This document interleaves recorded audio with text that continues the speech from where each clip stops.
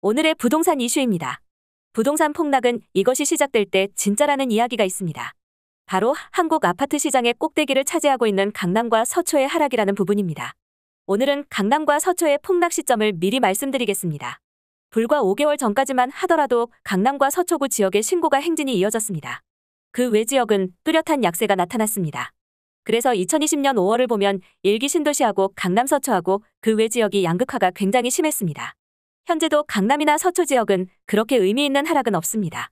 대표적인 예로 도곡렉스 33평 아파트를 보면 작년 말 기준 제일 저렴했던 매물이 33억 원인데 최근에 매물이 그나마 조정받아 30억 원입니다.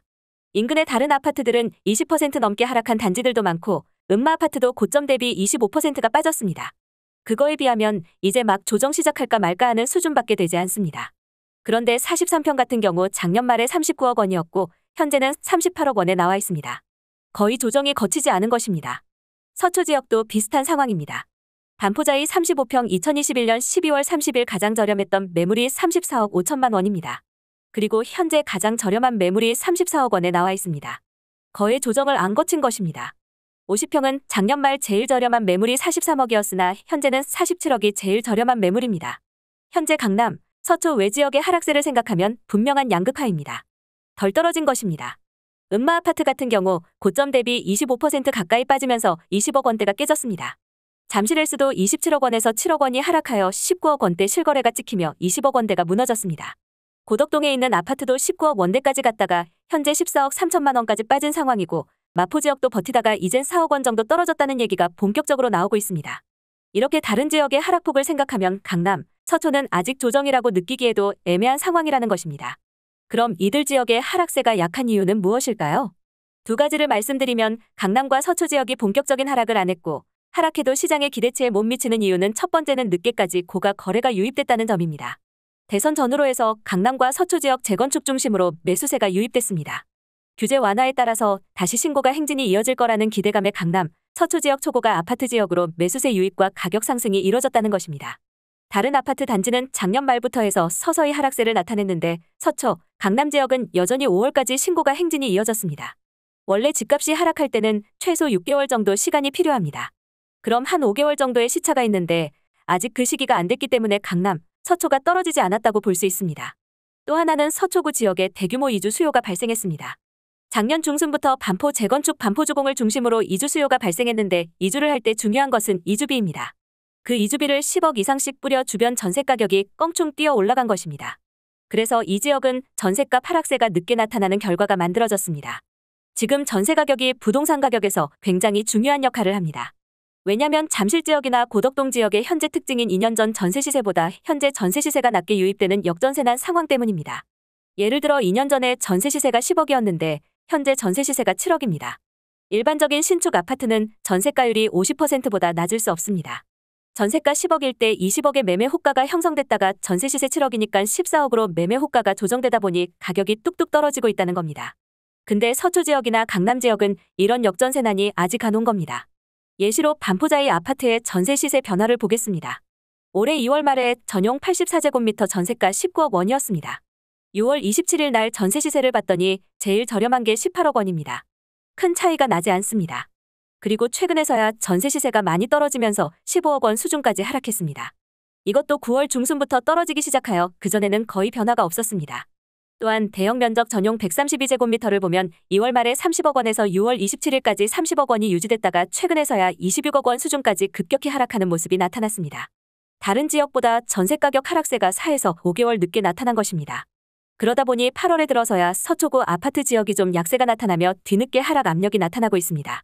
그런데 강남이나 서초 지역이 진짜 위기가 오고 있습니다. 바로 대규모 입주 물량이 예정돼 있다는 겁니다. 부동산 시장에는 이런 금리가 높은 상황에서 입주 물량이 많이 몰려있을 때 특히 위험한 상황이 펼쳐진다는 의견이 많습니다. 강남, 서초에서 내년에 본격적인 입주가 시작됩니다. 먼저 개포동에 입주가 예정되어 있는 개포자이 프레지던스는 무려 3,375세대의 대단지가 내년 2월 말에 입주를 시작하게 됩니다. 3개월 동안의 입주 기간이 정해질 것으로 보입니다.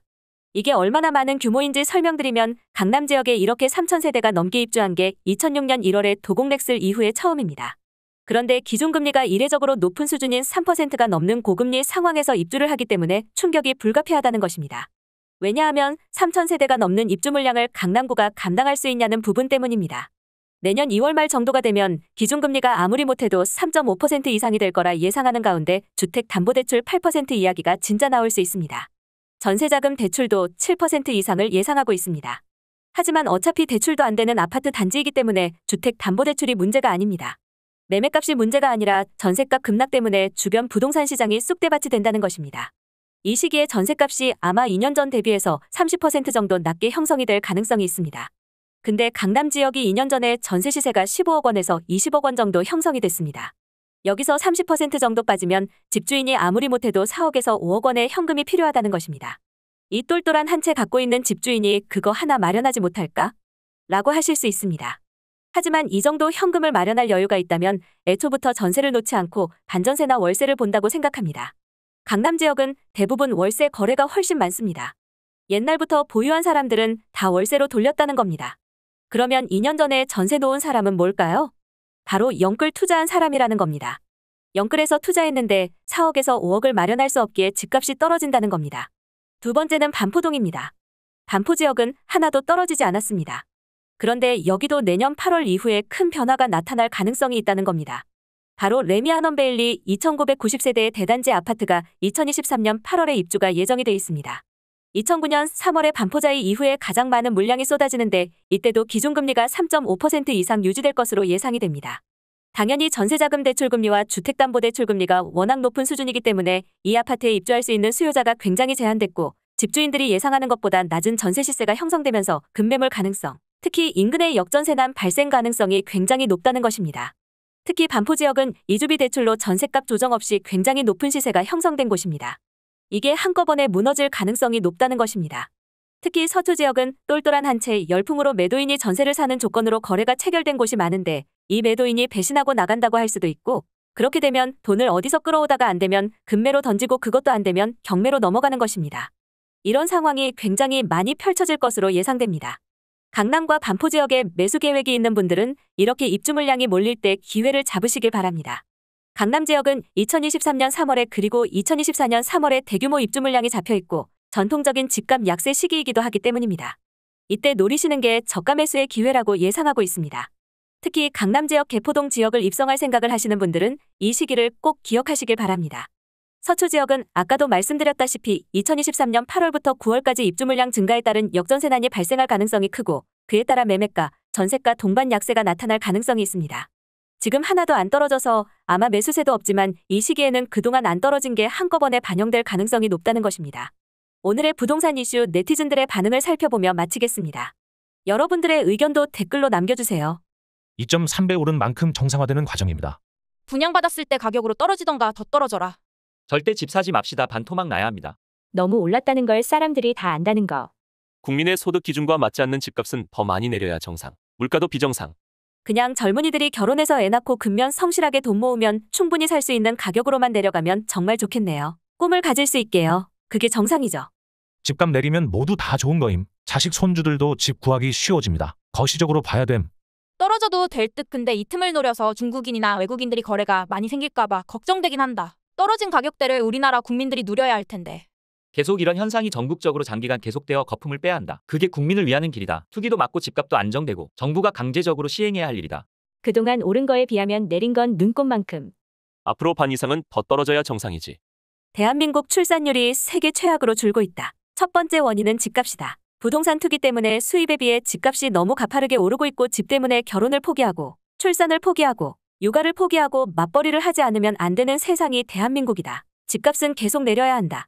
이럴 때일수록 외국인의 무분별한 주택 취득을 제한해야 합니다. 더 내려와야 합니다. 너무 비싸서 일본 꼴 안 날려면 더 떨어져야 합니다. 자신이 필요로 해서 구입한 주택이면 별 상관없지 않을까? 투기로 갭 투자니 이런 거 한 인간들이 가격 상승의 범인이기도 하고 엄청난 자본으로 무장한 투기 세력에겐 원래대로 돌아가는 시간이 되길.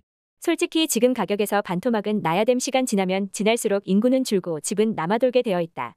인구는 절벽인데 주택값이 계속 유지된다고 생각하는 게 이상한 거 아닌가? 앞으로 떨어지면 떨어지지 오를 일이 있을까?